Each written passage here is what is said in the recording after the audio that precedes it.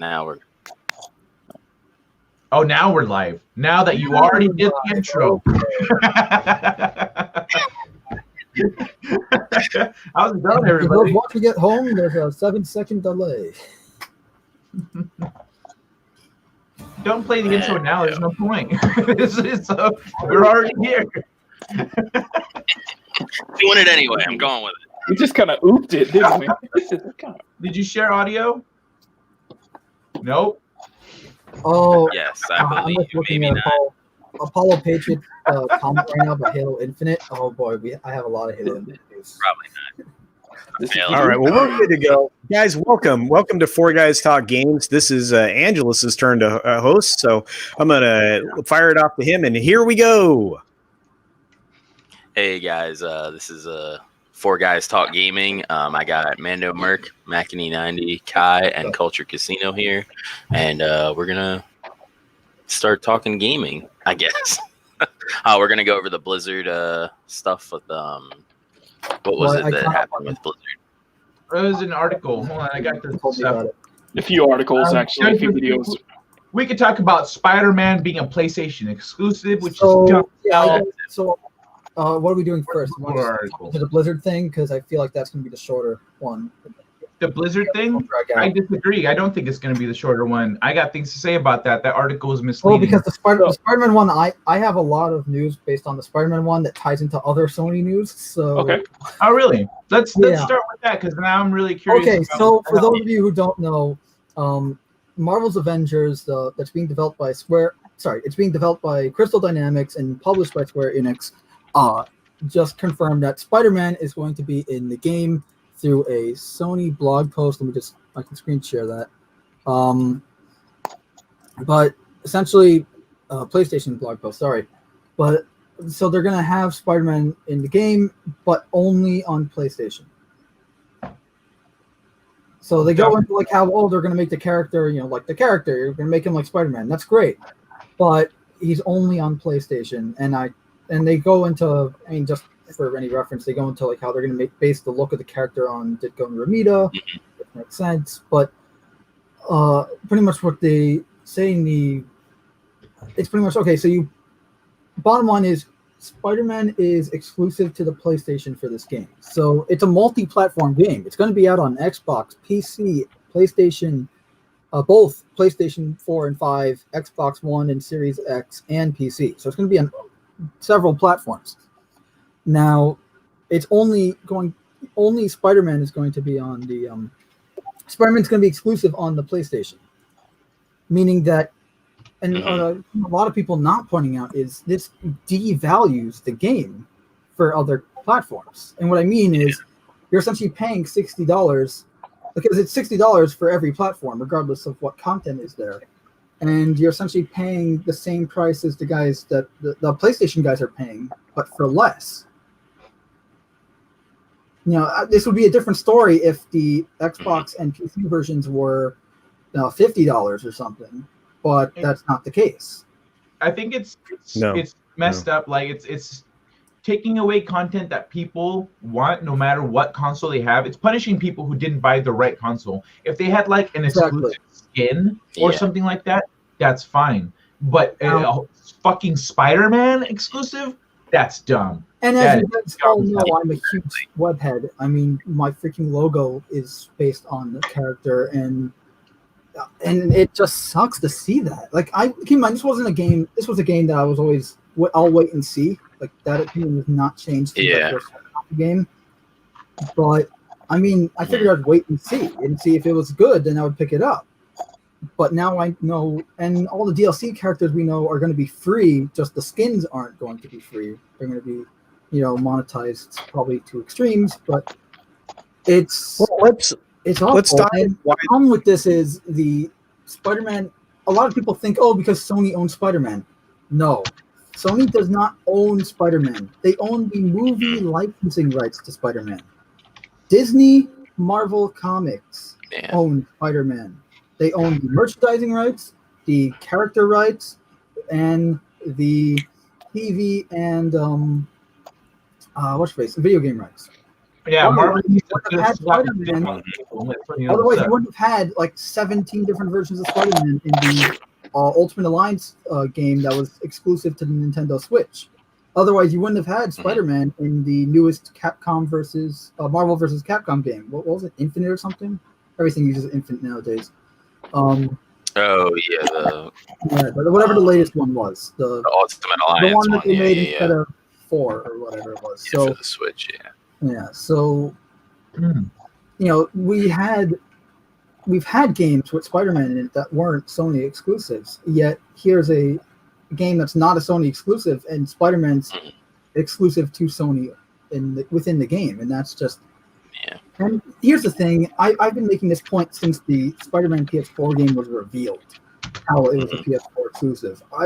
Spider-Man, Sony does not own Spider-Man, right? They don't. It's just clear as day as that they don't own Spider-Man, and they also don't only just not own him, but they didn't create him. They bought the movie licensing rights when Marvel was going bankrupt in the 90s. This isn't like a Ghost of Tsushima thing, or in the case of Microsoft, Halo, where where Sony created Ghost of Tsushima. Well, I mean, Sucker Punch did, but under Sony. Yeah. And, so Sony owns the rights. Horizon Zero Dawn is probably a better example. Horizon Zero Dawn, Sony created. That's a new IP that Sony created. It's original, and they own it. So whatever they do with it, that's fine. They own it. They created it. They did not create Spider-Man. Spider-Man, they just own the movie rights to. And the problem with it is also, this isn't like a new IP. This is Spider-Man. This is a character that's been around since 1961. Yeah. This is a world-known character. This is one of the top superheroes next to Batman and Superman. Real quick. Because I find that to be highly unlikely. What if Crystal Dynamics never planned to have Spider-Man in the game? I find that very implausible. I mean, like, you're making a Marvel Universe game. You're assuming you're going to have all the big players in there. This was like given Sony's history and their pettiness as a company, this feels 100% like Sony going, this is what we want. We want Spider-Man exclusive. Well, here's the thing: Sony already had some kind of pull over this game to begin with, because we knew when they announced the beta, like back in E3, that they said the beta would be releasing on PlayStation first, August 7th, so tomorrow, and then August 14th for Xbox and PC. And that's just the beta. Now we're talking about characters, and what's the problem? But the problem with this is PS4 gets imagine if you were playing Ultimate Alliance, like the old ones, the good ones, right, from back in the day. You're playing Ultimate Alliance, and you want to play as, say, Spider-Man or Cap or Wolverine, but they're exclusive to whatever platform it is, right? Say Wolverine's only on Xbox or Spider-Man's only on PlayStation. Can you imagine how awful that game would sell? The only time I've seen that kind of thing work was with Soul Calibur, when they did the exclusives, like Link is on the GameCube and hated. Right, but here's the thing: Link is Xbox got a brand new Nintendo character. Link is a Nintendo. They own that character, like how Sony owns God of War and Horizon Zero Dawn. So that makes sense. I don't remember who the PlayStation exclusive was, but each console got their own. Hayachi from Tekken. It wasn't like one console got screwed over. There's the GameCube exclusive and the PlayStation exclusive, and fuck you, Xbox. And like, no, that didn't happen. Hey, Xbox had Spawn. Xbox had Spawn, and I heard he was the best. I thought they got Eckers. You're right. Spawn was dope, man. Spawn was dope. There's hardly a time where Spawn isn't. That's true. So here's some inside baseball, guys.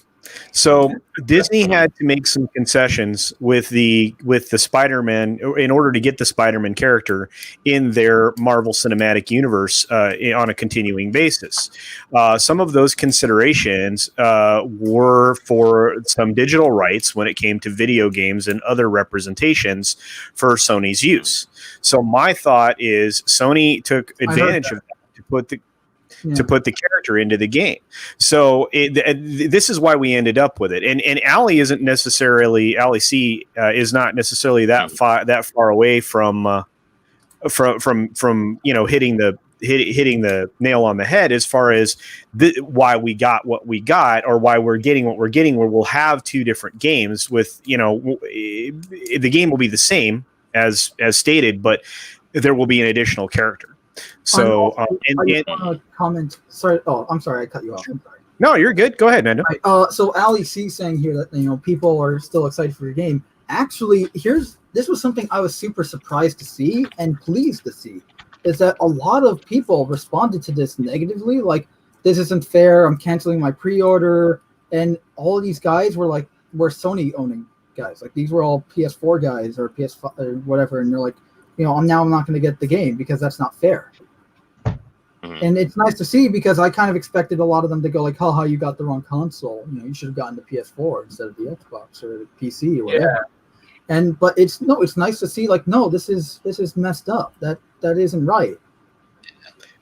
Well, I love that. Actually, I didn't know that was happening, but that's fantastic. Yeah, and it points to like the true gamers, right? The people that want everybody to experience the same fun, right? Because despite some opinions out there in the mainstream media and even in the games press, we're not a boys club. And we are not, we don't try to keep everything, close. We're not about exclusivity. We're about inclusivity, and we always have been, and and if you're sensitive because you don't like being called, some name when you're playing in a multiplayer game, maybe that multiplayer game isn't for you, because in the world, in this world, we are confronted with adversarial action by others on a daily basis. And whether that's on social media or out there in the real world when you're driving, people flipping you off, being aggressive, you're confronted by adversarial actions when you go to work. And a conversation with me. Yeah, well, yeah, that's true. If you have any kind of conversation with Kai, be prepared. So, this is messed up. So this was another problem I have a really big problem, and when I actually did my video for my new video on Casting Shadows for this, I kind of went on a short rant because, like, as someone who has bought when he was younger, had to buy like a ton of controllers so that him and his friends can play. We were playing. Or Halo, depending on what it was, depending on what year, but Halo or 007 or whatever, we always playing on the couch together. And back in the day, like say on the PS2, controllers were not that expensive, but now controllers are pretty much the same price of games, if not more, depending on what color you're getting, essentially. Because like I've seen, like, oh, you want the white Xbox One controller? That's $70. You want this blue one? That's $80. It's ridiculous. And essentially, so what the article here is going on about is how Sony DualShock 4 controller, the PlayStation 4 controller, won't work with the PS5. However, it will work with specific PS4 games on the PS5. So only supported PS4 games on the PS5 will work with the PlayStation 4 controller. Other than that, you have to use the PlayStation 5 controller. But they go into the article. The article describes how special peripherals, such as racing wheels, arcade sticks, flight sticks, the VR controllers, the motion controllers, pretty much every other form of controller that was essentially built for the PS4 will also be able. You can use it fully with the PS5. The only thing that won't work is the traditional DualShock 4 PS4 controller. Yo, this is exactly like when they realized that gamers would pay money for keyboards that you can press multiple buttons on, and they started phasing out keyboards that already work that way, and then they essentially put limiters on keyboards, and so that you have to buy a more expensive keyboard to be able to do that. Because back in the day, it wasn't a problem. Back in the day, you could push every freaking button on the keyboard and it would register. Now it's like, oh, now it can handle this many inputs. Like the input, it's an artificial device. Pardon me. It's an artificial device that's thrown into the. You can bypass those yourself, but that means you have to know. I didn't know that. Steering and how to take a keyboard and put it back together, which but not everyone else does. So and consider this. I mean, the only way that we were able to get away with that in the first place was because of the way they had changed over the wiring schemes for the keyboards to begin with. Right. But yeah. Anyway, sorry. So the problem, the reason why I find this a huge problem is because PlayStation, every generation controllers change and all that.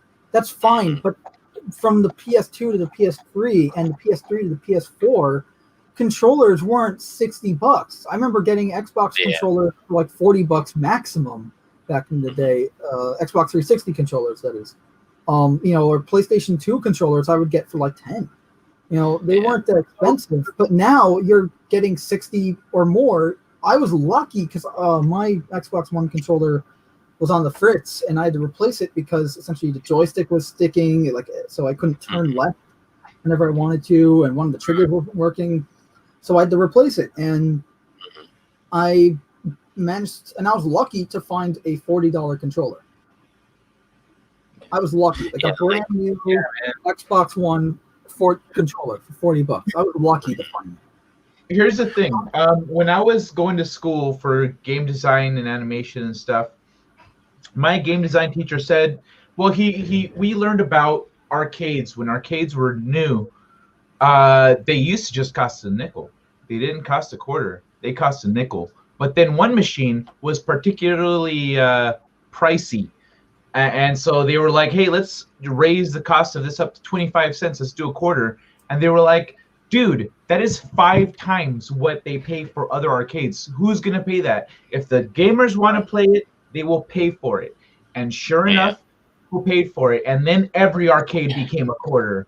And so the problem here is that they are essentially holding they know that you have to buy the controller.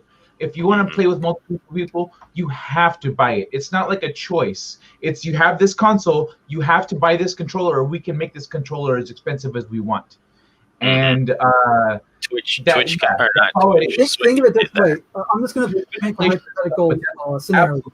You just got the PS5. It came with a controller, but you like to play whatever co-op game it is with your friends, and you can play up to 4 players. So you want 4 controllers. So if you were an Xbox Series X owner, what you could do is just use 3 of your old Xbox One controllers, because what Xbox is doing, as the article highlights in the bottom here, is all of our Xbox One controllers, whether it be the adaptive controller, the Elite controller, or just third-party controllers and headsets, all work for the new Xbox. They're all going to work because they're the only thing that they haven't said what they're going to do with is the Kinect. If we're going to be able to use that. Yo, I'll be right back. It's what's called repaying customer loyalty. Your customers have been loyal to you. You want to repay that so that you have repeating customers.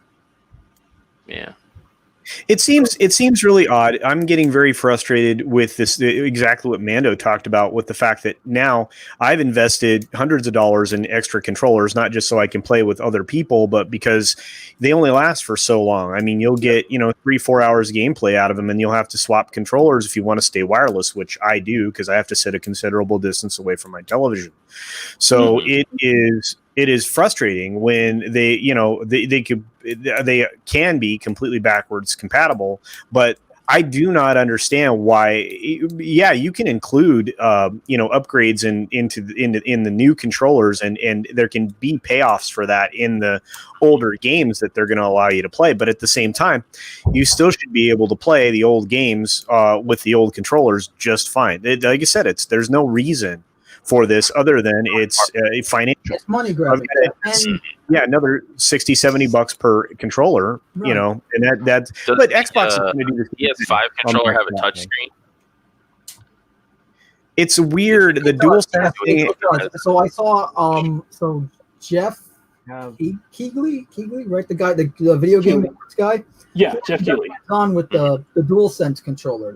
It's not the DualShock 5, it's the DualSense controller. So right. Entirely new type of controller. It looks different than the DualShock. If you look at the PS4 controller, it's essentially just a more advanced version of the PS2 controller, which is great. I mean, look, from personally speaking from experience, I've never I've played on the PS4, but I have a PS4 controller for my PC, and the the PS4 controller I prefer over the Xbox One. It's lighter, it's bigger, which is great for me because I have big hands.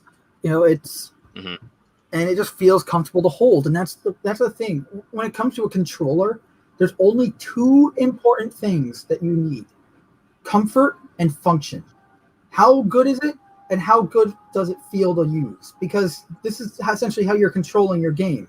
Well, what else does the DualSense bring to the table? Like what? So they're one of the big things they're promoting is haptic feedback, where it's like if you pressure of the control, like on the triggers and all that, like if you or not on the triggers, but like if you push down on it, it'll pressure depending on what you're doing. Like if you're pulling on a bow, it'll be very pressured and stuff like that. It's okay. Look, it's cool, but if it really is that high tech, I can understand it being expensive. When it comes to a controller, aesthetics and functions like that are just a bonus. It needs to feel good and it needs to work. And and given that he's the only guy outside of PlayStation, outside of Sony and PlayStation employees that got to hold the controller, he said it's fine. But honestly, I mean, you can let me see if I can pull up an image real quick of the PS4 controller versus a PS5 controller, because they do look different, and that difference could mean that it feels different to hold, and that may not be a good difference. I don't know. So LIC says in the chat. By the way, LIC, I see you talking a lot. Thank you. We appreciate it. We appreciate all your thoughts here.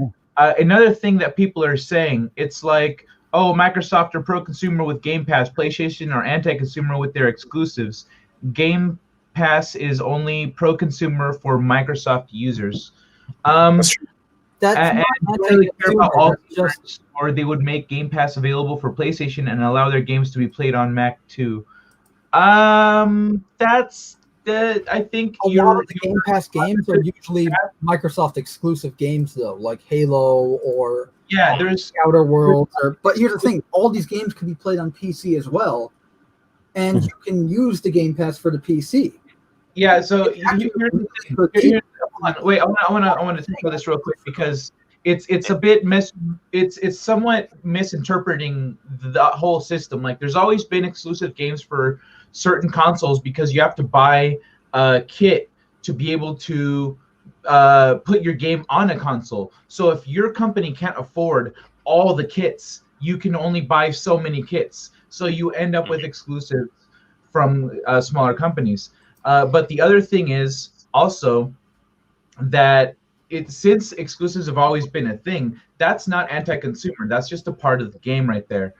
But the company's personal approach to how they interact with their consumers is what dictates whether or not they are essentially anti-consumer, or which is the same as pro. Well, loot boxes. Yeah, loot boxes are an example of an anti-consumer methodology. Yeah, because Sony does tend to penny pinch its users, whereas Xbox tries to make it as easy as possible for people to. Look, you know what Xbox said recently? All of their first-party exclusives, Halo Infinite, Grounded, pretty much every new game that's coming out in the Series X, you will get if you have Xbox Game Pass, it'll be part of it.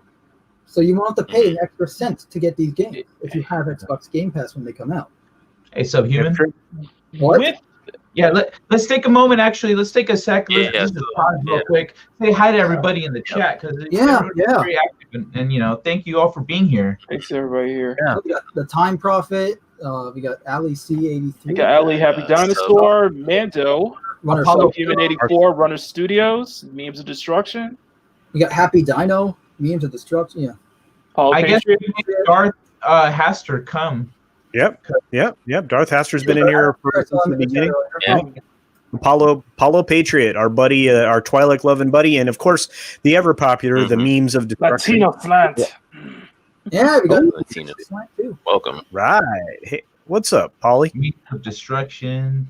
Yeah, Polly. Also, Angelus, I'm sharing each of the PlayStation 4 and 5 controllers. That's the PlayStation 4 here we go. 5 controllers, and you can already see like the PlayStation 5 controller.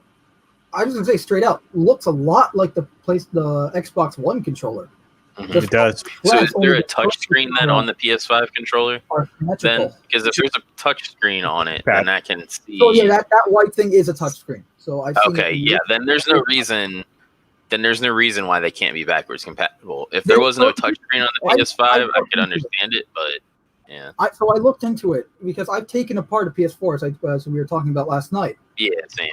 I've taken apart a PS4 controller and put it back together to get working. And I've looked into the PS5, both software and hardware wise for these controllers. There's barely a difference aside from a few hardware differences with the PS5 controller. They're completely compatible. Yeah. There's no reason why PS4 controllers should not be able to work on the PS5. Yeah, there really is no reason at all. Yeah. Well, and we're getting. Nice go ahead, Mando. Aesthetically. Go ahead. It just needs to be in black. Yeah. What the hell is this white garbage? Okay. Here's how two things I see. With the PS5 controller, I just don't see anything that is brand new and innovative, in my opinion. I feel like what they're doing. Here's my thing. Here's what I'm seeing. I get the sense that what they're doing is taking those features and propping them up as innovative, when we've probably been having them since the PS3, the DualShock 6-axis days. The PS3 controller is the DualShock 3. Yeah. That's kind of how I see it, is that they might be propping up the new features as innovative when they've probably been there for a long time. Yeah. And the second thing I bring up is that, speaking what Kai was saying earlier, I wouldn't be surprised if the mentality that Sony's having is what we're going to see in regards to backwards compatibility, because I get the sense that they don't care about it at all, that they're just going to use it as a way to prop up the PS5. Well, essentially, anywhere that Sony can make money, they're going to try to make money that way. They straight up, like this whole thing that happened recently where they're like striking channels that's not new for Sony. Yeah. It's a lot of people experience that for the first time with this. It's just so much more widespread this time around. Last year, I think that was last year. Sony hit a bunch of Hello Future Me's channels. Hello Future Me does in-depth character studies and story studies, mostly focused on Avatar: The Last Airbender. And so he uses clips from Avatar to reference the things that he's talking about, the moments that he's referencing, to give it content. And Sony struck a shit ton of his videos. It struck a bunch of them. Sony was making money off of all his videos because Sony saw the opportunity to make money off of an independent developer's videos. This dude busts his ass making these videos, doing these deep character analysis and stuff. And Sony's like, oh, hey, thanks for the money. They straight reached into his pocket. I'll do you one better. Man. I'll do you one better. Let's go all the way back to 2013. At the dawn of the 8th gen, when the Xbox One and PS4 was released, Sony capitalized on Xbox One's blunder with the whole digital rights management thing, that you don't have ownership to consoles and stuff, and share play. What did Sony do? Sony capitalized on that by making sure that the PS4, that you can actually share your games on different consoles and it's not locked to like the Xbox One did. And what Kai's saying, yeah, this is just another money making opportunity for Sony. That's all. It's starting to show at the seams.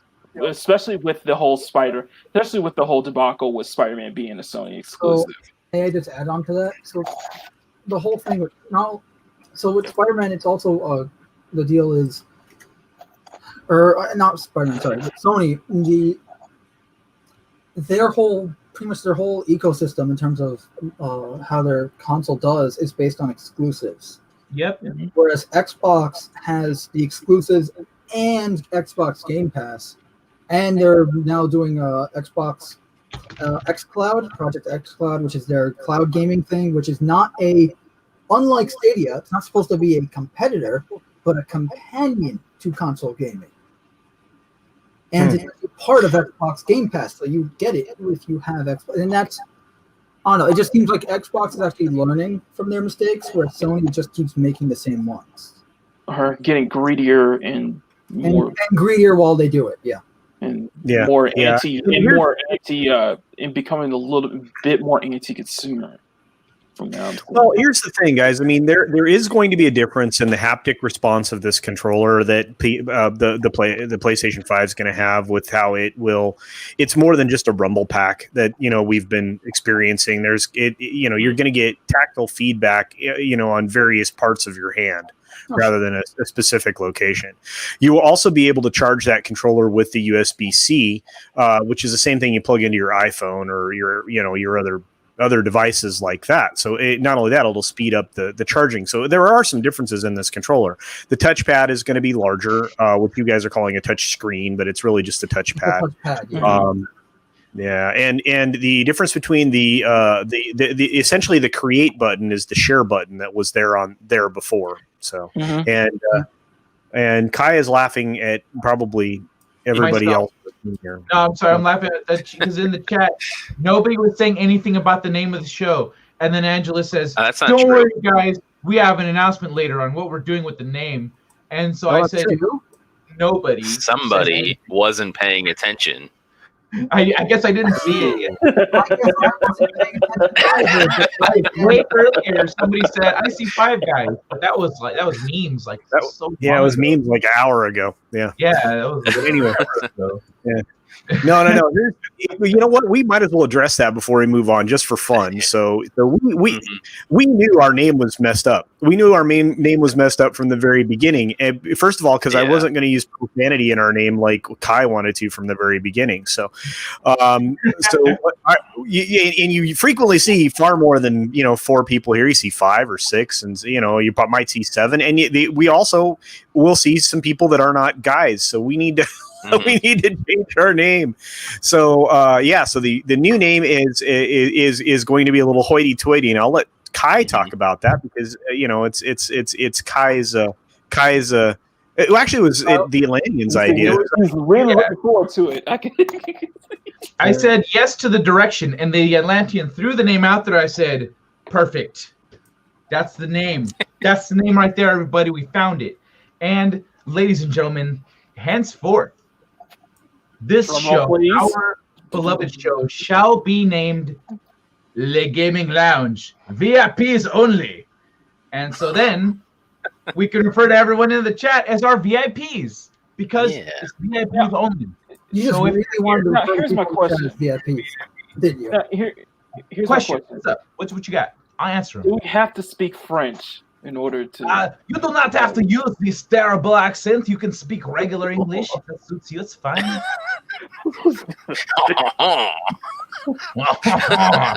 The time prophet's like, you are ready for me, my friend. Ooh la la. We are here in the Gaming Lounge. Ooh la la. Mademoiselle. Le Time Prophet. Ooh la la. Thank you, Le Time Prophet. Thank you for being here. I love it. Ali's like, yeah, that's very good. I like it though. You like it? Okay. Thank you, Makini. Thank you, everyone, and welcome to Le Gaming Lounge VIPs only. I just have to draw I have to do the banner like Raw French Girls. Oh yes. We need like a video or a GIF of like some cans. I'm working on the. We'll hammer it out. I got some. Oh, that sounds like an idea, Culture. Yeah, it'll be fun.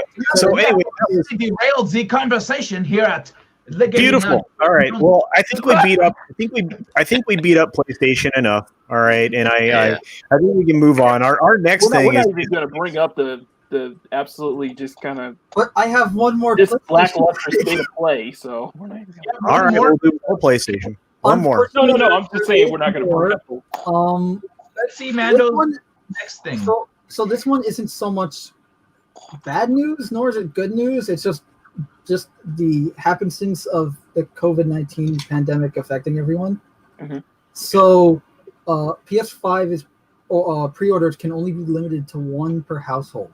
Oh, I So heard if that. you go on, say, Amazon and try to add another PS4 to your cart, it will stop you and say, like, you can't add another one. Are pre-orders available for that? Yeah. Digital. So, for example, if you were, say, like, just hypothetically going to get a digital and a disc version, the optical drive version, you cannot. Like, here's a message that someone got, and I'm quoting. This is the message. Error message. You can only purchase one version of the PS5 console, disc or digital. You have already added one PS5 console to your cart. Error severity high, blah, blah, blah, blah, blah. So, yeah. So it's due to the whole storage thing, and supposedly they upped their production by 10 million units. That I don't know if it's true or not, but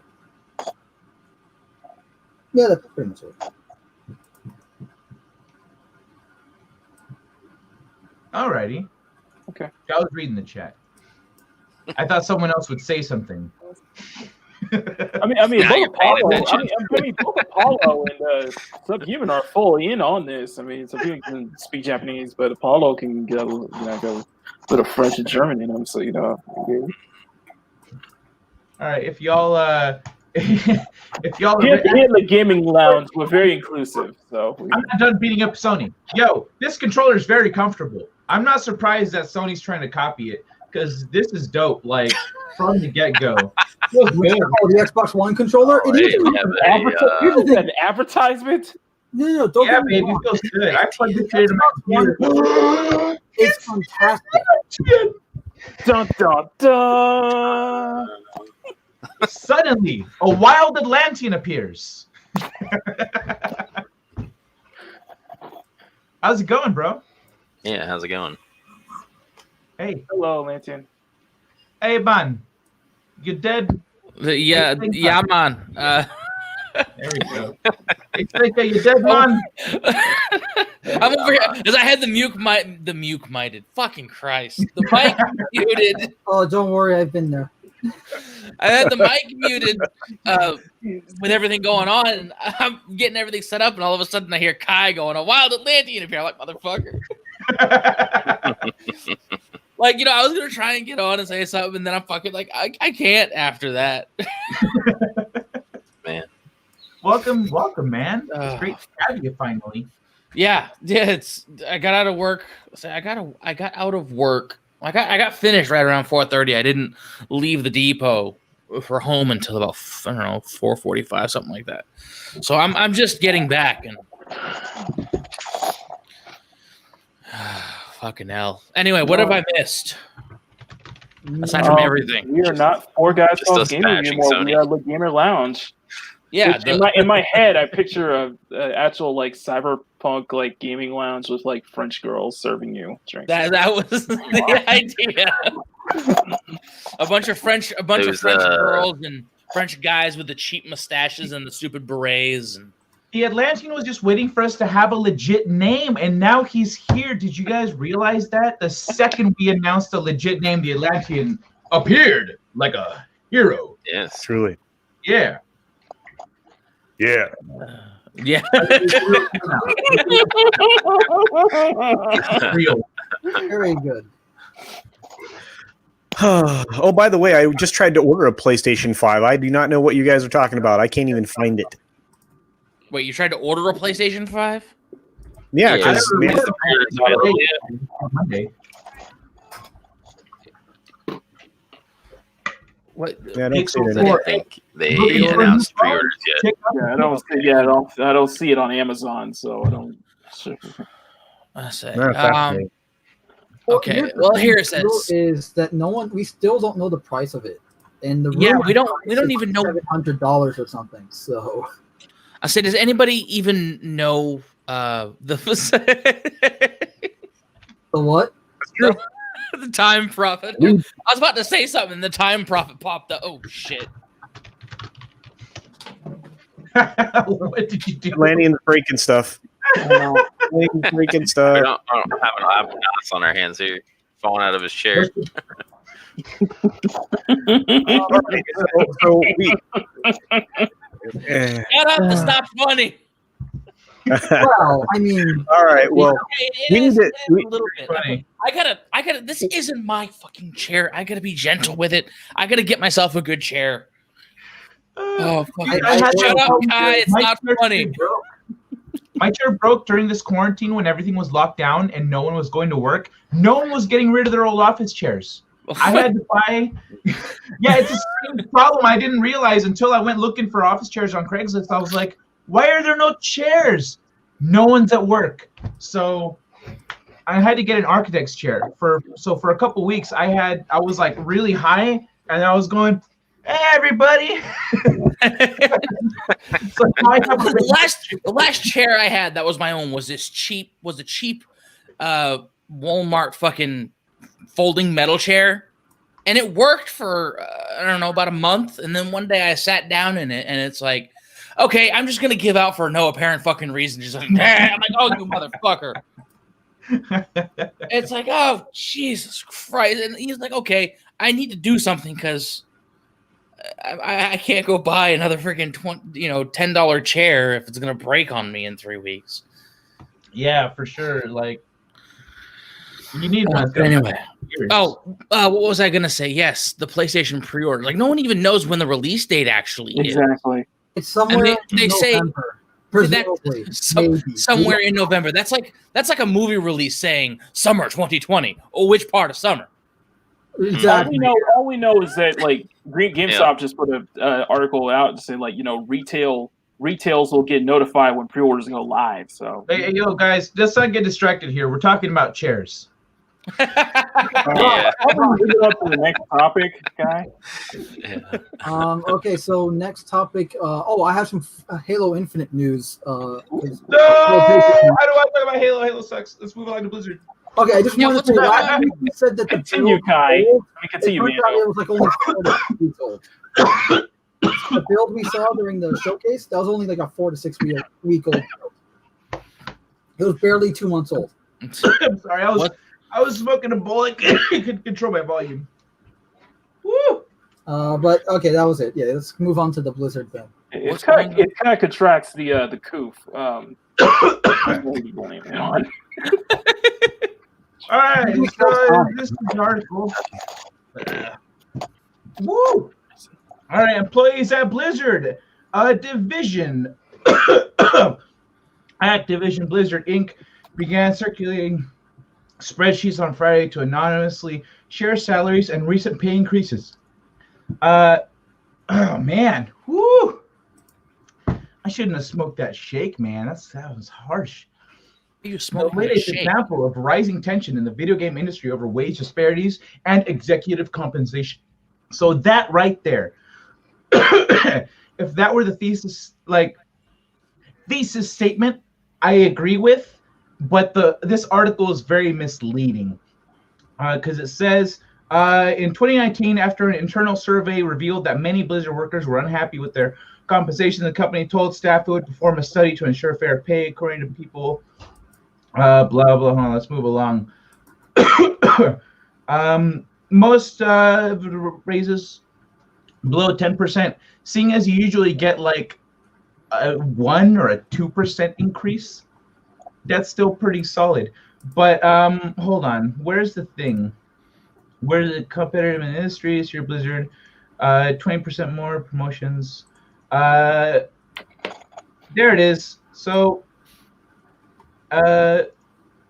Pay of Chief Executive Officer Bobby Kotick, his 2019 compensation was worth $40 million at the end of the year, according to data compiled by Bloomberg. That's a shit ton. If you pay this dude $39 million, $1 million could go to the employees. But it always depends on how. Oh, sorry. Pardon me. Yeah, no, I'm sorry. There is some stuff in here about how, let me see, remained autonomous. Let's you guys have any thoughts? Actually, go ahead and throw them out there. I'm looking for something specific here. Okay. All right. Well, here we go. So, go ahead, Atlantean. You haven't been here. Go for it. Well, I was going to ask, what exactly is this about? Is this like a pay dispute? That's the first thing I want to know. Fuck. Oh no! Yeah. This is somebody crying foul because they don't make a bunch of money. Anytime you start to bring executive compensation into a conversation, you lose all credibility with me, because the market values the leaders of these companies in varying positions at a certain rate, and you are paid what you are worth in this world, unfortunately. So it's why doctors make more than janitors. Right. So you have marketable skills that you had to acquire in whatever way. So when I see people say, well, I'm a frontline employee and I only make, $22 an hour, and the chief executive of our company, the chief executive of our company makes, $39 million, you've already lost the argument with me. Because, okay, well, you put in the time and the effort to become the chief executive, and then you can make $39 million. Okay. Well, sorry. Yeah, that's fair. And also, these people are in charge of making millions or billions of dollars, and if they are not doing that, they are failing. Like a certain Disney guy, I don't remember his name, but so like that compensation, I get it. But here's the thing. Here's where this article gets very misleading, because they're trying to throw this executive compensation under the bus, and they're trying to say that Blizzard employees are not taken care of and that they're not paid well. Look at this here. Where is it? Last year, the company estimated, one veteran Blizzard employee told Bloomberg News they received a wage. Damn it. No, that's still not quite it. They are making less than now they did almost a decade ago. Several former Blizzard employees said they only received significant pay increases after leaving for other companies. Because Blizzard is a massive stepping stone. If you go anywhere in pretty much any industry, even if you leave the gaming industry, you say, I worked at Blizzard. People will use that as a selling point. They say, this guy worked at Blizzard. Yeah. So that it's a prestige. It's very much a prestige. It's prestige, yes. From a worker's standpoint, and it is too, because mainly because Blizzard is really well known, and it's like, you work for a massive worldwide company working on game design. We want you to come here. But but the first question I had was answered. So the context of this makes sense. And Culture, you brought up a good point with the what is it? Executive compensation. Yes, thank you. I can't speak. I knew what it was, but I can't speak. It's fine. I'm high. I'll handle it for you. I'm just gonna start doing sign language in Braille, for God's sake. What Culture was saying about the executive compensation, which is the point I was originally going to go to before I asked my context question, is executive compensation doesn't mean they're getting $40 million in fucking liquid liquid cash. Yeah. It's not like these people are Scrooge McDuck with a big vault of gold that they dive into every night and swim around doing the backstroke in $100 bills. It's like, I'm rich, bitches. I mean, Rick James may have done that, but but no, it's like, my joking aside, when it comes to executive compensation, most of what CEOs get paid isn't in actual cash or funds or anything like that. Even if it's tracked digitally through the bank, the monetary funds have to be available. And most of these people, like I said, especially CEOs, especially executives of any kind, most of them get their benefits in other assets, hard assets, liquid assets, stocks and bonds. It's not liquid. Government, not government. Well, I don't fucking know the proper term. All I know is they're all assets, like hard liquid assets. Means you have it in your hands. It's cash money. Okay, fine. Then hard assets, whatever they are. I should know it. I don't right now, but I know they're assets. That's the point. They get paid in usually stocks, and I think I did a bit of research on this with Jeff Bezos and everything. And it's like, the dude gets paid a certain amount in, straight up cash. But the rest of it is, it's like, okay, well, he gets paid in, some like other kinds of. He owns some of the shares, he owns some of the company that he's working for. It's like there's so much that goes into CEO executive compensation. It's like, half of what you call his net worth is just imaginary. It's all hinged. It's not hinged on what he just what he has in the bank. It's hinged on. Here's the other thing, though. Here's the other thing. These people are throwing a fit about like essentially the burger flipping position of the game industry. In 2018, messages on internal Blizzard communications channel reviewed by Bloomberg News. Pardon me. Employees talked about money-saving measures they've taken to remain with the company. One employee wrote that they had to skip meals to pay rent and that they used the company's free coffee as an appetite suppressant. Another said they would only eat oatmeal and bail on team lunches because they couldn't afford to buy food at the company cafeteria. Really? Really, bro? I have eaten at that freaking cafeteria. You can get what is a $16 or $20 meal at a restaurant? $10. You can get everything essentially that is there is like half price. They're pretty much giving it to you wholesale. I have a question. So you can buy a $2 burrito that like you can. I don't know actually if you can buy a $2 burrito. I might be exaggerating, but like you can buy. I've spent like $5 there and eaten solid. Like you can eat there, and even if you're on a budget, because I'm on a budget and I can eat there. So shenanigans. I call shenanigans. Second of all, you don't have $5. Come on, man. Having kids. What the hell? Have money? You people should not have kids if your goal in life is to have a starting level position forever.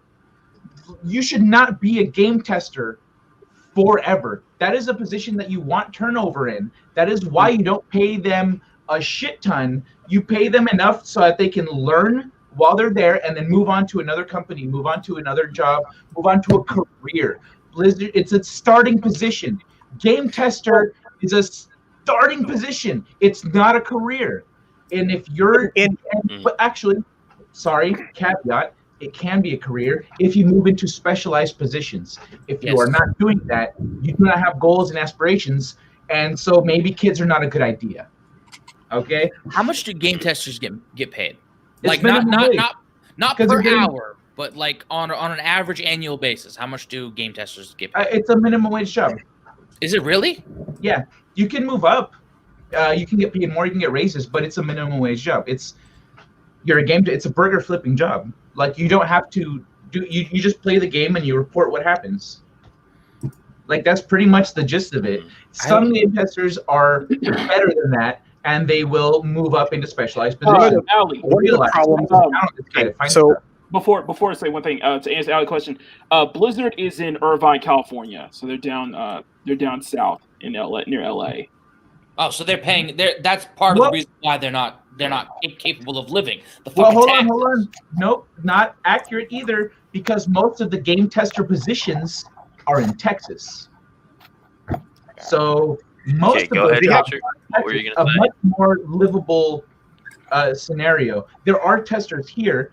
Generally, they're more specialized, but yeah, most of the like ground level testers are in Texas. I think culture. No, go ahead. Sorry.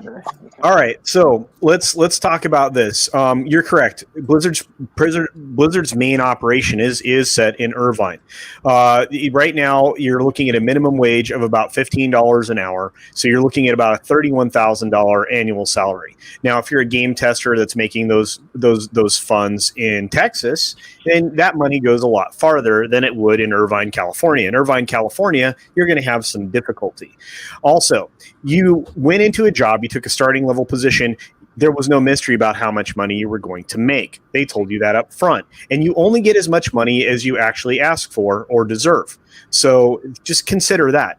Second, as Atlantean was alluding to, executive compensation isn't in cash assets. It's usually in marketable securities. And those marketable securities fluctuate with the market, which means if you're an executive and the company's performing well, the value of those assets, those stock options, those stocks, whatever offerings they're giving you that are marketable, the value of those will increase.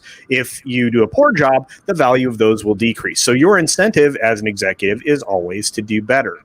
Third, as Kai said, when you move on from a starting level job at a prestigious company, your next stop should be more profitable for you. In fact, you probably won't be a game tester anymore. You'll move into one of the specialized fields that are required. Now, I worked at an IT company. I worked my way all the way up, but I did have marketable skills and education that made it so that I ended up, in decent high-level management in IT. I'm for a period of time working and running a knock. So I can tell you that you can work your way up in any of these companies. That is up to you. So I don't like, again, when people start complaining, well, I don't make enough money. Okay, go out and find a different job because they're out there. Your opportunity is only limited in your own performance. And I'm sorry, if you are not willing to either educate yourself further or to work hard and work your way up the ladder, then you need to go find an opportunity that will afford you those options somewhere else. And that's the problem, is most people want to be comfortable. They want to work at Blizzard, but they don't want to they don't want to move on. And anytime you move on, anytime I have changed careers or companies, I have made more money, and I made substantially more money quicker because I changed companies. So I always tell people, be mobile. Yes, it's difficult if you have children to move, to another state. But guess what? The benefits of moving to that other state will, in the long run, be far better than you staying where you are and stagnating. Stagnation is decay. Decay is death. Well, but the other side of that is that anyone who is working at Blizzard in either location has options around them. If you're here in Irvine, like Riot's in LA, there's a bunch of studios in LA, there's other studios in Orange County. Add on to this, and right here, there's a bunch of shit. Out in Texas, it's the same exact scenario. You're surrounded by game studios. You don't need to move if that's your thing. Go ahead, McKinney. To add on to what Kyle was saying, there's even a story about how a Blizzard employee who moved over to Riot and was able to get a lot more money and became to be able to hire up than they were at Blizzard. From the way I agree with Kai and I agree with Culture Casino. From the way I see it is, I think now, I don't think Blizzard should be the end point for any career. Whoa. Do you know about the benefits of staying at Blizzard long term? I know. You get a sword. You get a shield with your name on it. Your sword has your name on it. You get a Stein after 2 years. Yeah, these are the two. Stein is 2 years. Sword is 5 years, I think. Shield is 10 years. No, I get it. 20 years, you get the Lich King's crown. What? Awesome. Okay, Okay. That's worth it. That is worth it. Yeah. Okay. Let me get. I'm sorry, Bikini. Please go on. Oh, so you were joking the whole time, right? No, it's true. Everything I'm saying is true. I just didn't. Sorry for interrupting. Let me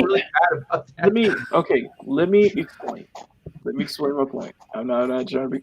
Please what go I on. mean is, Blizzard is a revered company. And I respect that. And especially if this was, when Mike Morhaime was still operating Blizzard, yeah, I would say Blizzard is the end, should be kind of where the ultimate place to be in. It's just, I see nowadays, that staying in. Okay, let me try to explain it the best way I can. So I'm probably gonna get flack for this, but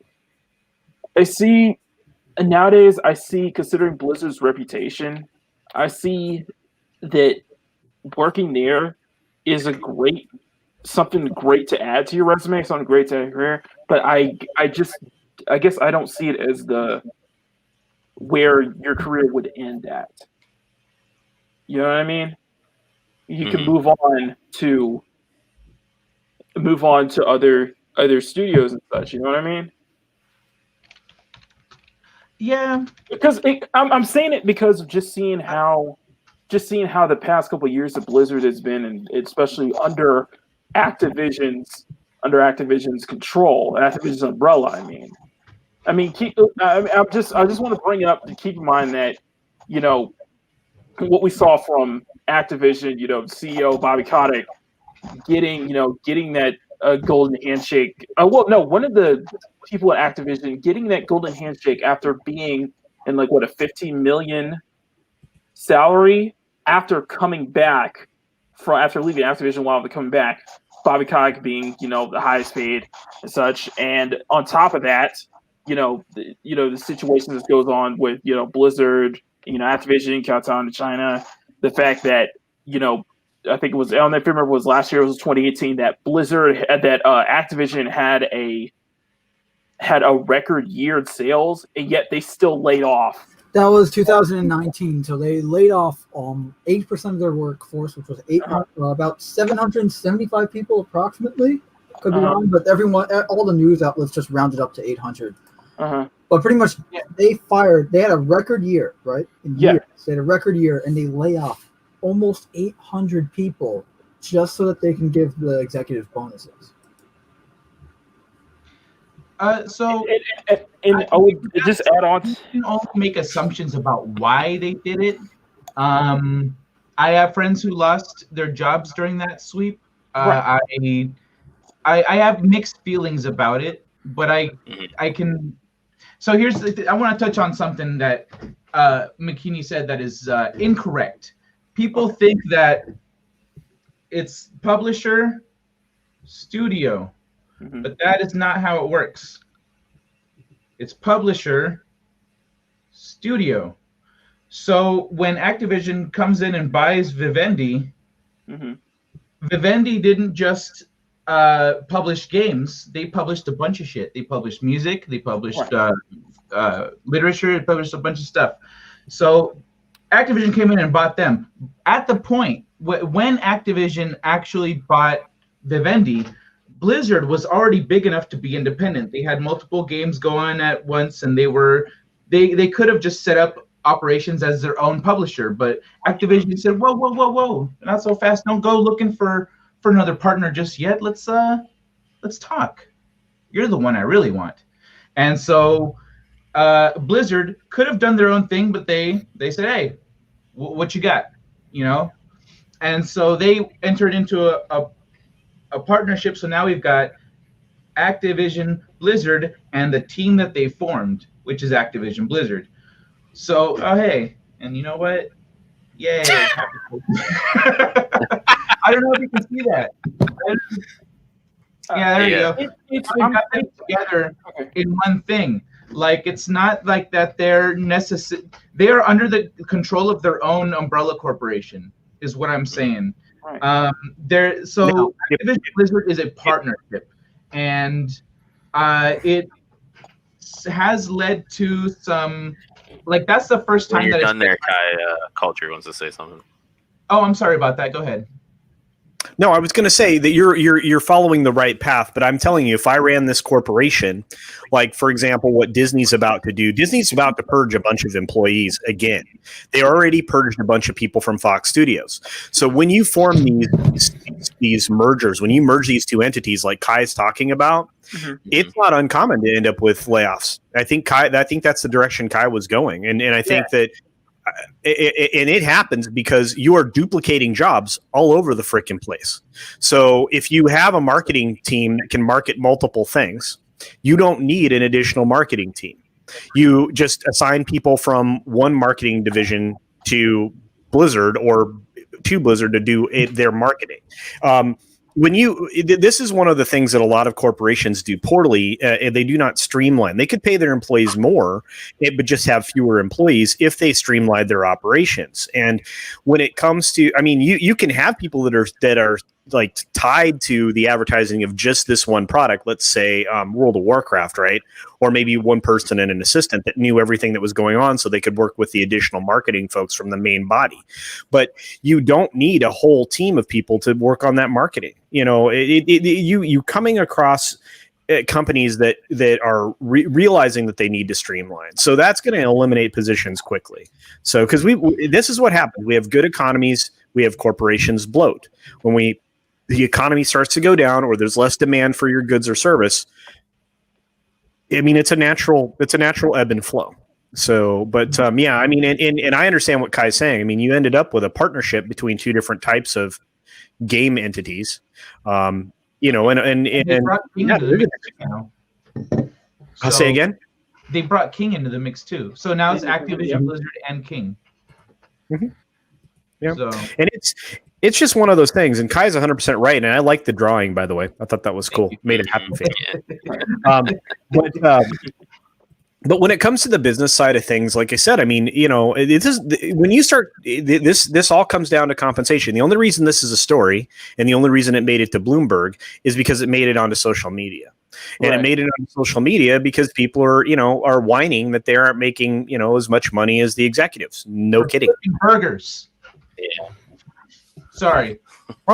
It's true. Well, see, okay, so like for example, I'm going to point out some things that are unique about this group of people that you're seeing right now on the screen. Number one, I'm not an artist. Cannot draw. I can draw lines. I can lay out buildings. I can do all of the stuff that requires a ruler and a pencil. I can do it all on the computer, so I can do it on the computer as well. But that's my skill set. Now, somebody like Makini, amazing artistic talent, can draw all kinds of amazing things. In fact, I have one of his T-shirts right next to me from the Project Mayhem T-shirt that he drew that he's selling. Right, my profile is in the description. Yeah, absolutely. and then you have Kai, who has a set of skills because he went to learn all about the wonderful ways to do digital animation 3-dimensionally. If I'm not mistaken, am I wrong, Kai, or am I misstating what you used to do? I learned design, animation, rigging. Yeah. So I can rig, animate. Well, I don't want to rig as a job. I'm not good enough to rig as a job.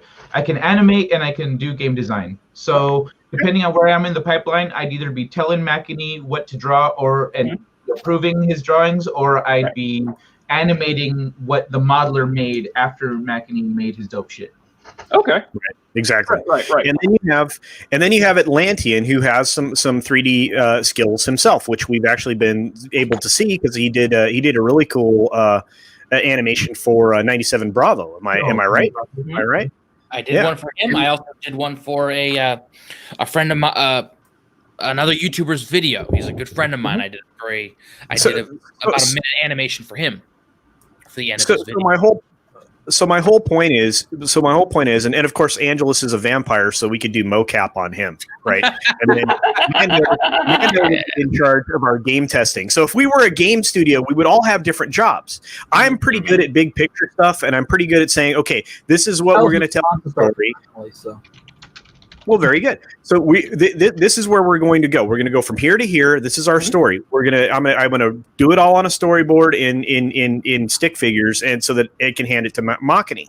But every level of this thing would have a different skill requirement, and and those costs are valued at a different amount of money. And so the whole reason I was even going there is that everybody's value can be set at whatever the skill that they're having, depending upon how many people have that skill. So with fewer people having a set of skills, then that becomes a more expensive employee. You're going to pay them more because there are fewer of them. And that's what happens in corporations. You end up with only one big picture person, a CEO, who kind of directs all the other divisions in varying ways, and they take the information that they're given from their subordinates to make strategic decisions in the future. So anyway, yeah, well, yeah, that's right. Memes, Bruz write silly things on Twitter, so memes can be our marketing, our guerrilla marketing campaign guy. So look, with everybody in the chat, you guys are super creative. I always say that YouTube show is only as good as the people in the chat. So it is one of those things that we really appreciate you. And so, but if we all got together, this is one of those things I truly believe, because every time we're in a situation where we're interacting with the people around us, and anybody on any panel I've ever been in, we could write a story. We could come up with ideas. We could make things. And that's important. Being a creator in this world, because of the things that are happening with creativity in the entertainment industry right now, is incredibly valuable. And that's why we ended up on YouTube, is because we had something to say. I just think it would be really cool for, to get a bunch of people together to make an independent game and see what happens, because we have all the skills. Anyway, that's beyond it. The whole point of that long long diatribe was just to say, you have skills, they are equal X amount of dollars. So the more skills you acquire, the more specialized you become. I mean, that's why there are different levels of surgeons. Doctors become, you go from being a general practitioner to specialization and into, the uber specialization people, like, the people that reattach nerves or, do brain surgery or things like that, Anyway. Oh yeah. And Time Prophet does do C++. That's right. See, yeah, we have all these brilliant human beings. I like I said, there are a certain set of skills, and, you don't have to be Liam Neeson to use them. So anyway, that's it. You guys can go. Nice. And for anyone that's curious, the image I have here, the very 90s looking Iron Man, yeah, I made this from scratch. This is the original design that I made. So there you go. Oh, nice, man. Yeah, that's awesome. You see, we got the art team, we got the animators, we got the programmers, we got the public, you got the marketing, public relations. In a way, we could be a game studio. You think about that. Yeah, and see, it would be different, and this is why I like independent studios, because everybody at an independent studio level, they decide on what their skills are. They talk about their skills, and they all go in together, and they are all equal. Despite the fact that there's still one person kind of leading, the wagon, everybody's equal. They all make an equal share.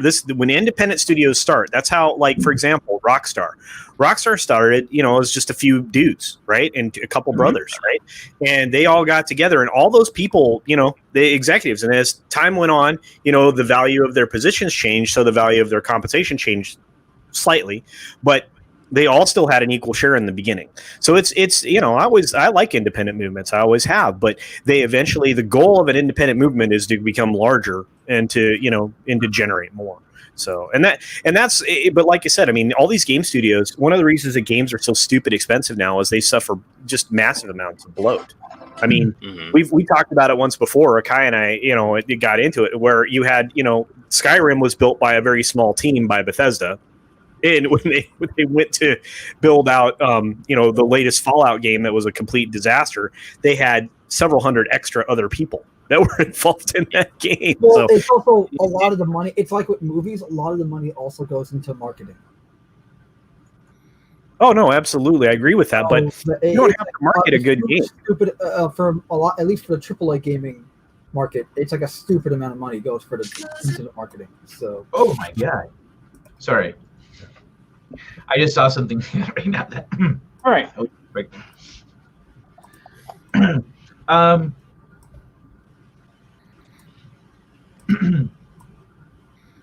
So, I want to throw out a couple more things about Blizzard, though. Yeah. Especially with I'm gonna close this goddamn tab. Especially with sorry, especially with what McKinney said about Blizzard's reputation and whatnot. I feel like it's not so much Blizzard's getting a bad rap because they're a big dog and people are trying to pick on them.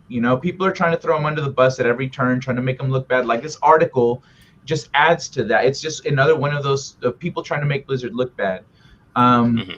Blizzard is, once the lockdown happened and Blizzard transitioned to work from home, all the money that Blizzard spends on its own on the campus and on providing toilet paper and toiletries for their company, they kept spending that money and then shipping it to their employees. So Blizzard employees don't have to worry about buying a bunch of stuff that Blizzard is going to send them, like toilet paper. They ain't got to worry about it.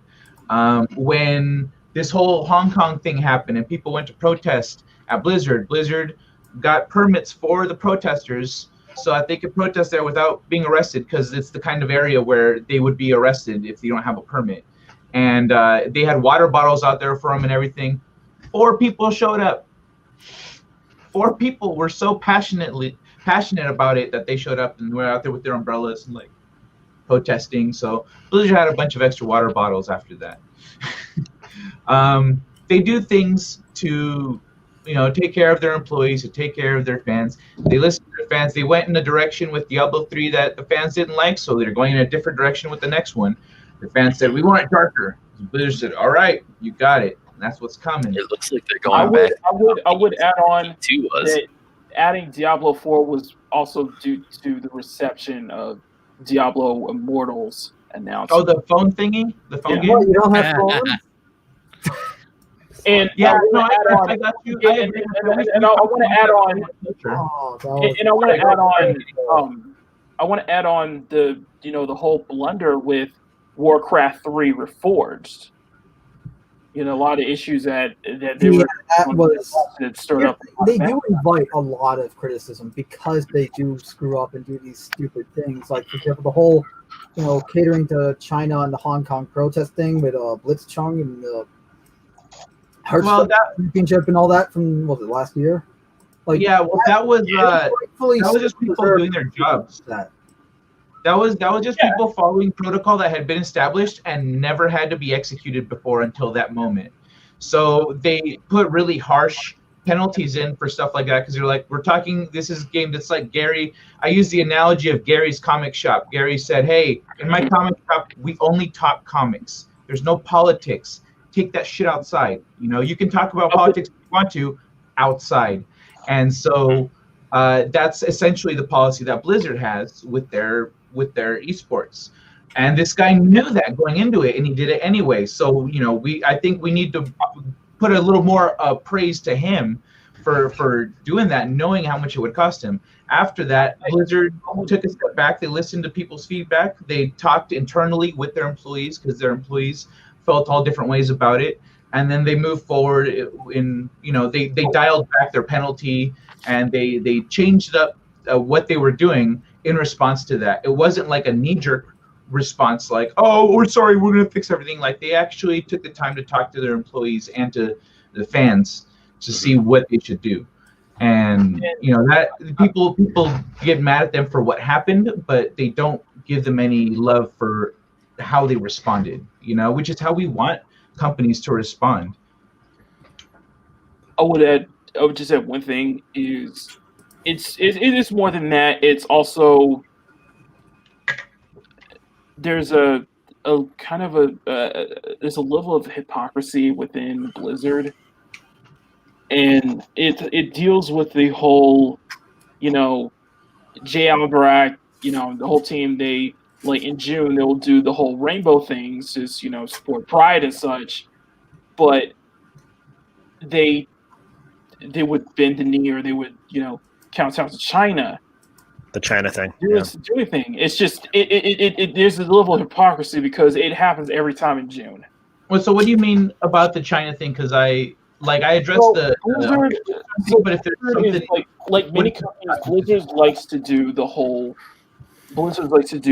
rainbow avatar in June to celebrate Pride. Even Jay Barak coming out with the Pride pin and such, and one of the recent BlizzCons. But there's a little bit of hypocrisy is that they stand for this, but they won't stand for, what was going on in Hong Kong and other such. It just kind of shows it's just a little bit of hypocrisy there. Actually, that's hypocrisy that all these corporations share because it extends to the whole Black Lives Matter thing. They all donated because it's a PR move. That's what it is. Yeah, PR moves. So that's fair to draw from that what you're seeing there. I understand that. I just see that as another criticize of Blizzard. No, I understand where you're coming from there. So Blizzard does things that it doesn't do in the public eye, and a lot of people don't see that stuff. So at Blizzard, they actually do try to be sensitive and respectful and supportive of their employees and their whatever they've got going on. So, for example, they have like a beer culture there, so you can go to as you're walking through offices, you'll randomly pass a lounge with like games and a bar with beer on tap. So you can go and pour yourself a beer pretty much whenever you want. But inevitably, with a company that size, you're going to get people who are sober, people who struggle with it maybe on a day-to-day basis.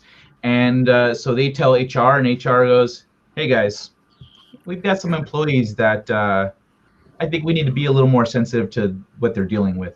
And so Blizzard changed up the way they do the beard taps thing, so it's not like, the people that had trouble with it before, it's not an issue anymore. So they do things like that. They do try to take care of their employees and look after their interests.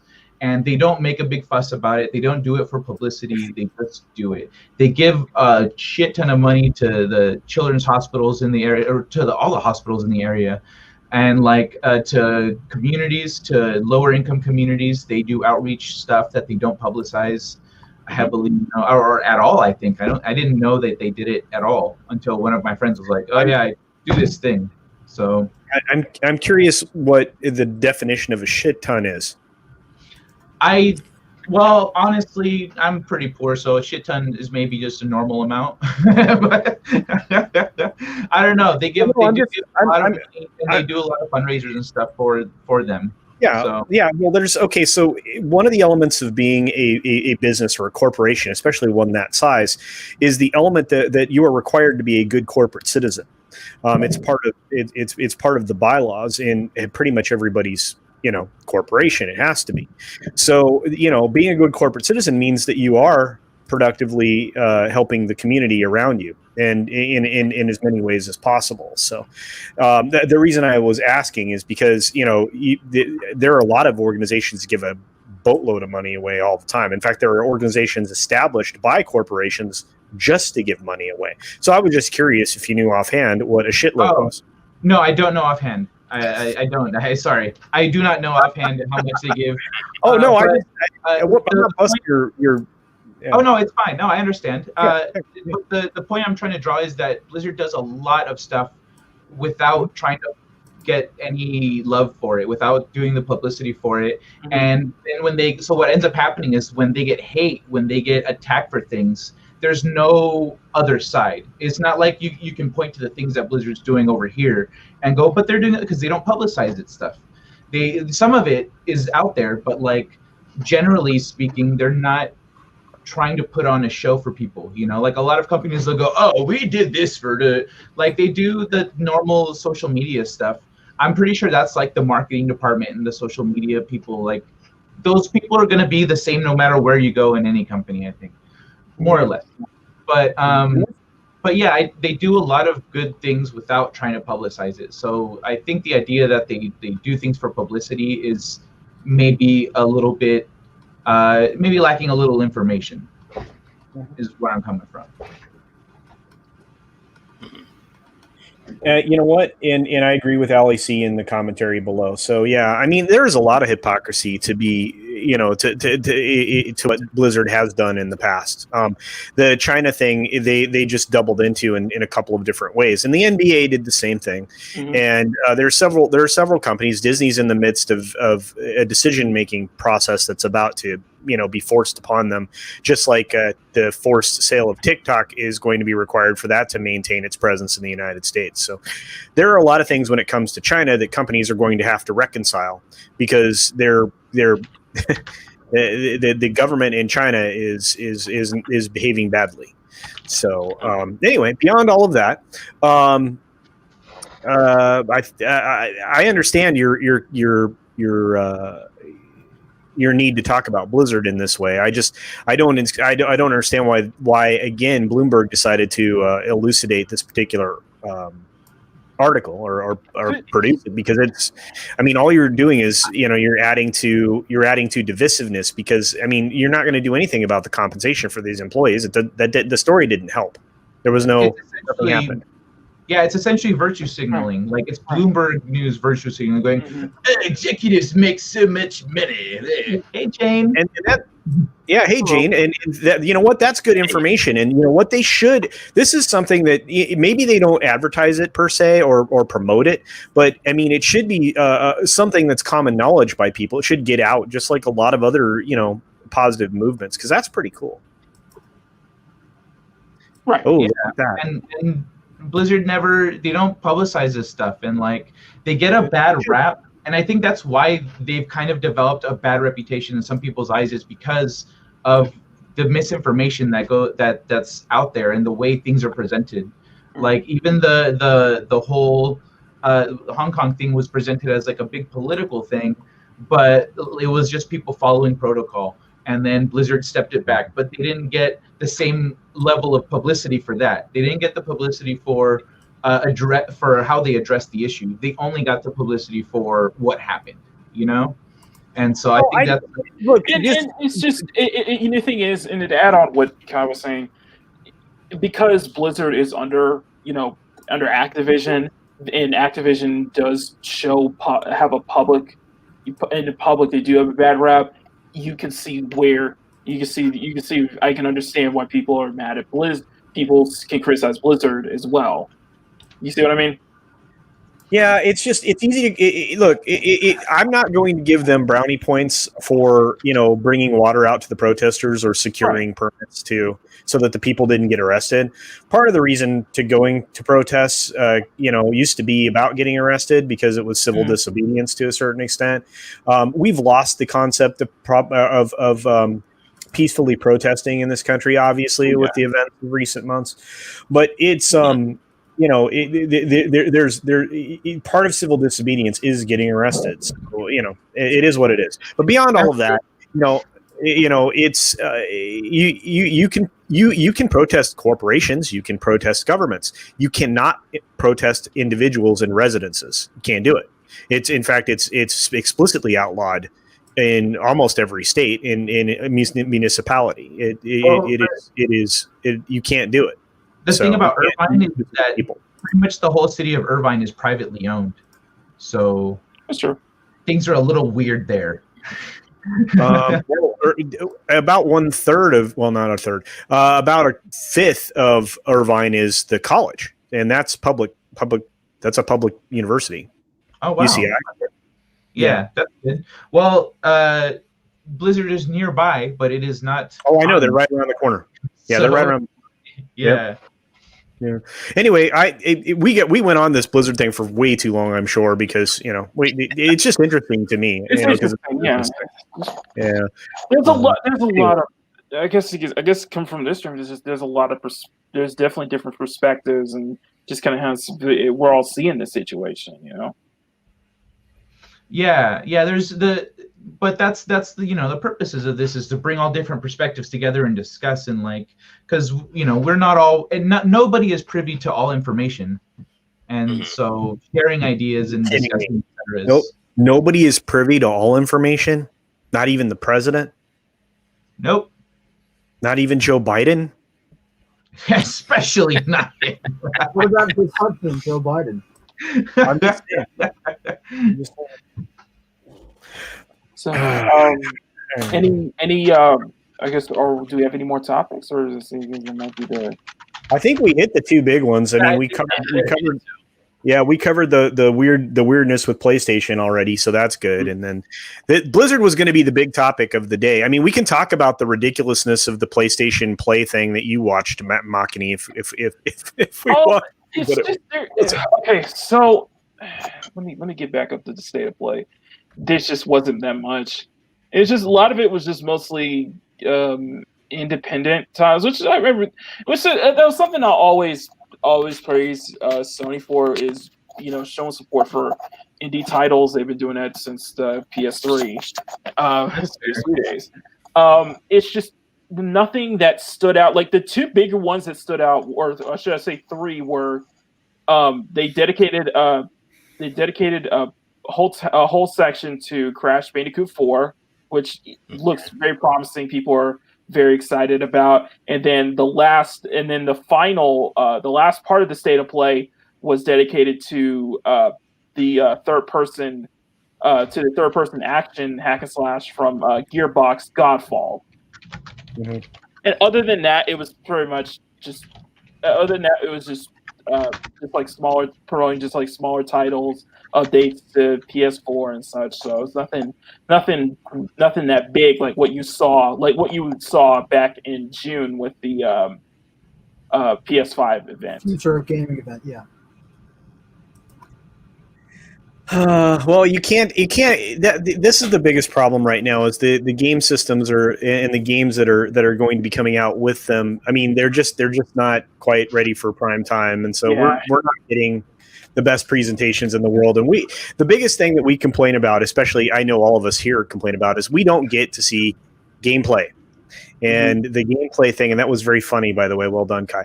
But but we don't get to see the gameplay, and that's something every gamer wants to see, is the gameplay for the stinking game they're going to buy, because it helps us make a decision. Well, that was one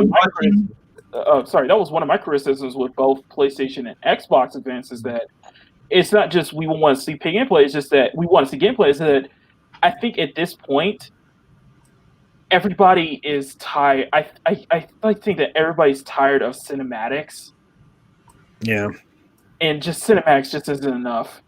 It's just that it's just something that Ubisoft do to death every time they reveal their games. It's just like it's because you can have a really shitty game with really great cinematics to sell it. Yeah. Since when were cinematics ever good for displaying what a game is about? Mm-hmm. I mean, I mean, in a general sense, having a good cinematic, explaining the story and everything. But when did the idea of cinematics becoming the replacement for gameplay videos be in? I agree. And like as somebody who loved all of the animated shorts on Overwatch, they just made me get more interested in the story versus the gameplay itself. Yeah, yeah. If you're gonna do cinematic, story is important. Like the other day, I was doing research for my game show, and one of the topics was fighting game characters. So as I was looking at stuff, I came to learn that The Witcher was in the Soul Calibur 5. He was a guest character. Yeah. I was like, wow, The Witcher was in Soul Calibur, and I clicked on the thing, and it was gameplay. There was a little bit of cinematic, but then it was gameplay. It was The Witcher whooping ass. Yeah, and they played it cinematically, but it was gameplay. So you get to see what you're going to be doing with this guy. And that felt, good.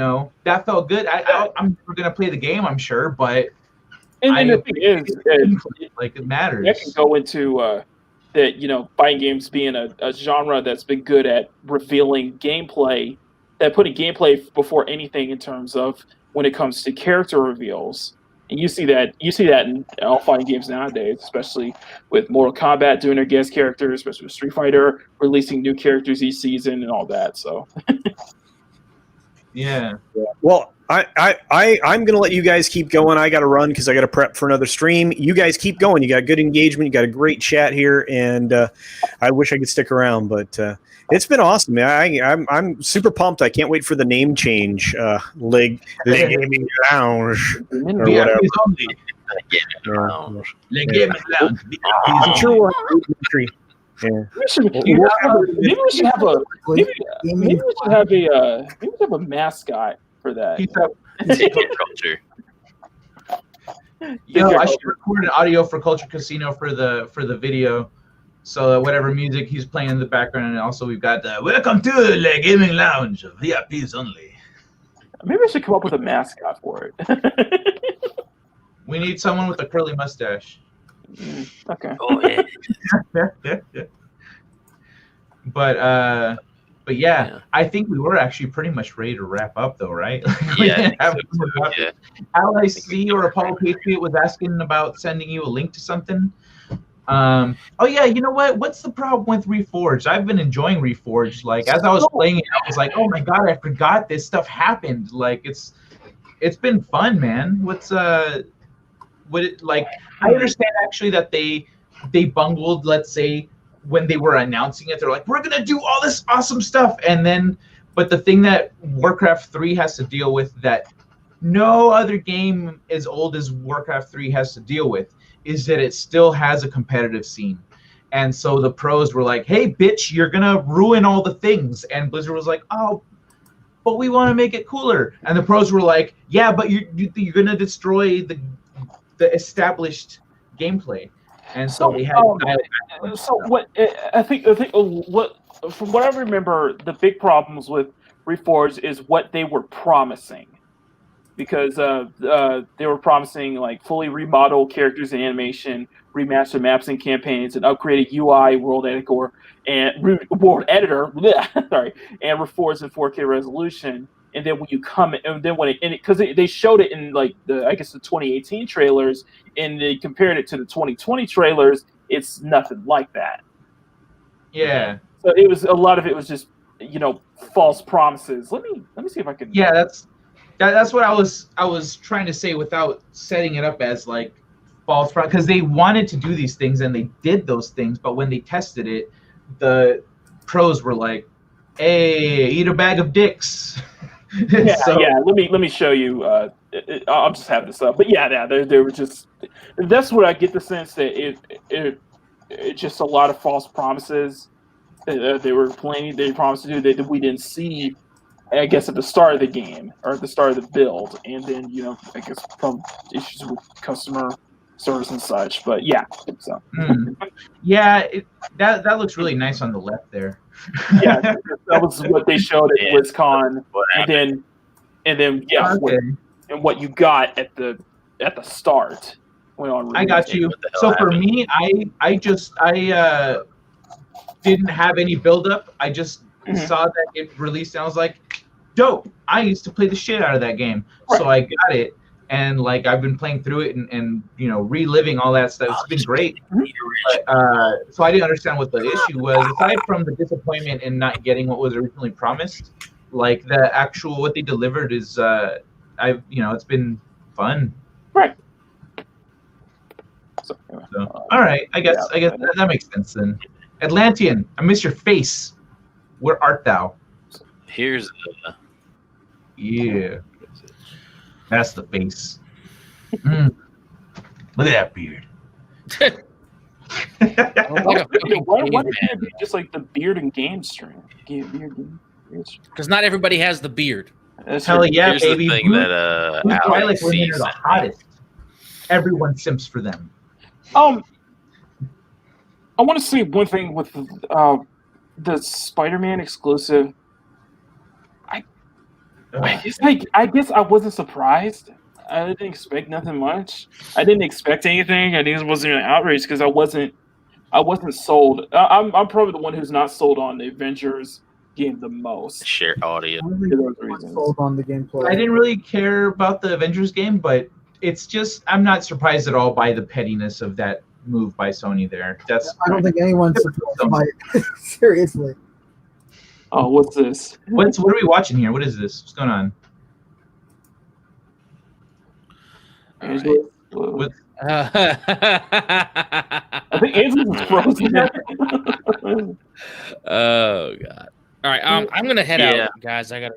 All right, Let's just wrap it up then, because we're done. Like that's all we wanted to talk about. We're just rambling on now. We can go around the thing. Atlantean, you can go ahead and plug your channel. I have nothing to plug right now. My channel is in limbo. I mean, I know. Angelus put the link in the description, but it's really. I do streams every Saturday. I don't know if I'm gonna have one this Saturday. My buddy is up in the air with his plans. Mm-hmm. But beyond that, my channel is kind of in limbo. I'm working on a few things, but yeah, so I have nothing to plug. Or I'll join you this Saturday if you need. Well, Kai, I'm sorry, Kai. I don't know what's going on because he may be coming back up home this weekend. Because he's from where I am from. We've known each other for years. He used to live up here. But yeah, I don't know what his plans are, and he hasn't told me yet. So got you. But yeah, right. Anyway, so everyone ignore the Atlantean. He has nothing to offer. his I have the beard and the glasses. That's enough, And YouTube channel are in the description. So if you want to check out the stuff that he does, all these guys got lovable face. What's the name of the little furry thing from Ewok? As well. All right, you got a lovable little Ewok face there, buddy. All right, Mando, you want to plug your stuff? All right. So I got two channels. I got my personal channel, my personal channel, MandoMerc, and then I got my my other channel, Cast in the Shadows, where I do my podcast with the same name and news videos and such. I actually have 2 news videos I need to put up there. I'll try to do that by tomorrow. We were supposed to have episode 8 of Cast in the Shadows last week, but due to all of us having personal issues right now, we just couldn't do it. So we don't know when we're going to do the next episode. So just stay tuned to our Twitch channel where we do all of our live streams. So that's twitch.tv/TheMandalorian_Merc. So I do all my in the description as well. or news or whatever. So yeah. Mackany90, you want to tell everybody where they can find you and whatnot? Okay, because I actually have an announcement as well, so I need to. Okay, go ahead. Try to make it real quick. So, you guys let me Mackany90. If you want to share my screen. Yeah. Okay. All right. So Mackany90. I have a YouTube where I just uploaded a new time-lapse video this morning. This morning I did very well. I did pretty well. Thanks to everybody who came out during the premiere. So, and I also updated my YouTube channel so to have the playlist where all my videos are and such. So, I have YouTube. I have a Twitter.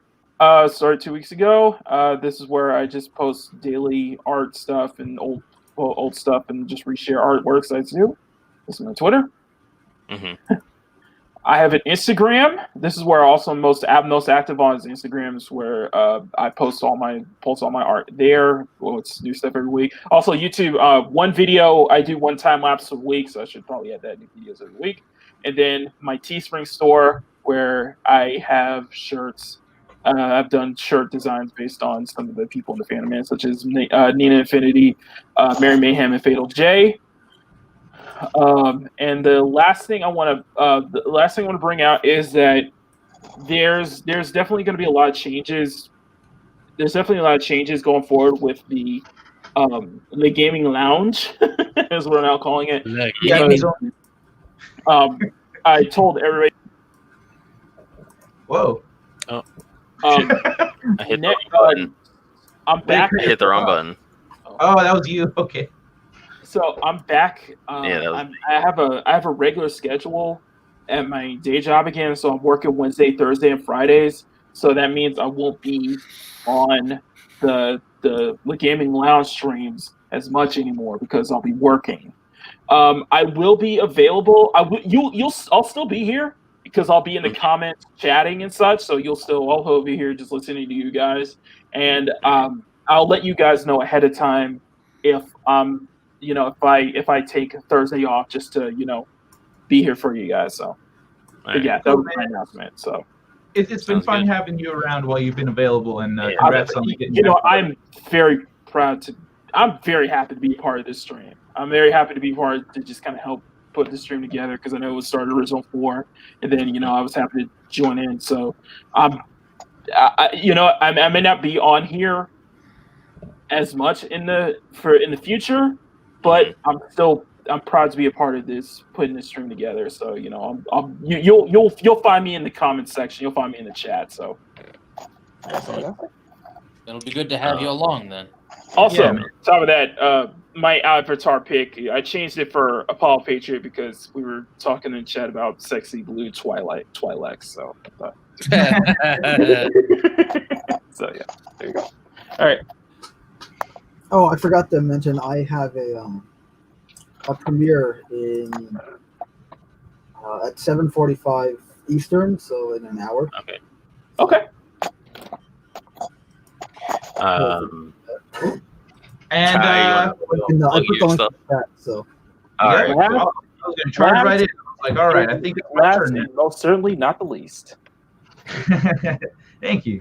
I am Kai. I make fun stuff. I have a trivia game show I do every Sunday at 1 p.m. Pacific on my channel. I'm pretty sure it's in the links or whatever. Oh, I got blowed up. Awesome. No one else got blowed up. That's generally a good thing. What? I'm publishing a book very soon. I'm looking at October. It's a sci-fi novel. So if you want to follow me on social media for updates and whatnot on that, then I'll be talking more about that soon. But yeah, I'm Kai, and I hope to see you soon. Thanks for joining us. The fun to the Phantom Menace. Thanks again for joining us. Next week, the Le Gaming Lounge will be on, I believe it's Kai's channel. Next week. Next week is Culture. Oh, it is Culture. You're right. I actually have the schedule. I actually have the schedule for this show on the homepage of my website, KaiMFS.com. And you can see whose turn it is on which day. And it has a whole rotation with links to everybody's channels. So, yeah. If you need, if you want to know where we're going to be. I want to thank,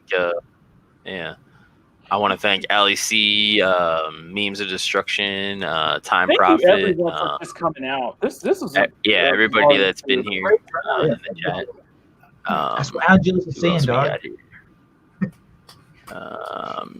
Jane Reed, Apollo, Paul Patriot, Memes of Destruction, Time Profit. Yeah, the Time Profit was in your Boba Fett. That name's awesome. Studios, Darth Hars. Runner Studios. I want to thank everybody for showing up. And we'll talk to you next week. Yeah, it's been fun. Take care, everyone. Take care. See ya.